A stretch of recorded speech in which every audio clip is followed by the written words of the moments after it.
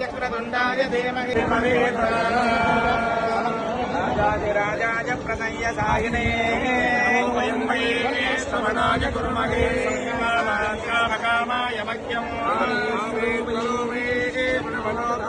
वीराय वै श्रवणाय